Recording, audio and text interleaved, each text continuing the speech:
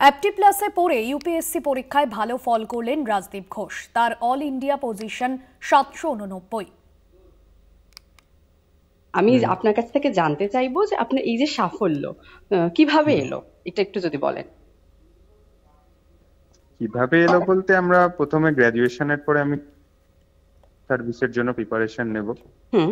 তারপরে আমি প্রথমে সেলফ স্টাডি স্টার্ট করি, তারপরে কিছু টেস্ট সিরিজের মেটেরিয়ালস পেয়েছি, তারপরে কিছু একটা কোচিংও ভর্তি হয়েছিলাম কলকাতায় অ্যাপটি প্লাসে।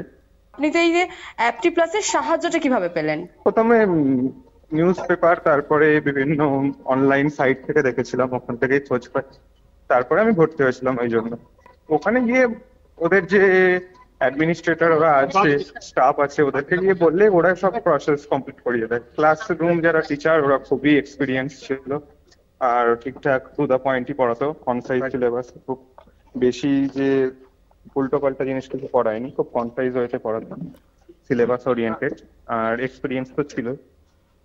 ওভারঅল খুব ঠিকঠাকই পড়িয়েছে। রিটেন এক্সাম মক টেস্ট সবই আছে, ওগুলো বেশ ভালোই কোয়ালিটি। ডেলি মক টেস্ট হয় প্রিলিমসের, আর মেন্সেরও হয়।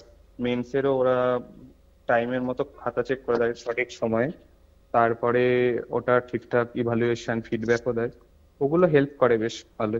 অ্যাপটি প্লাস ভালো, মানে যথেষ্ট ভালো একটা ইনস্টিটিউশন, এটাই বলার আছে। হ্যাঁ।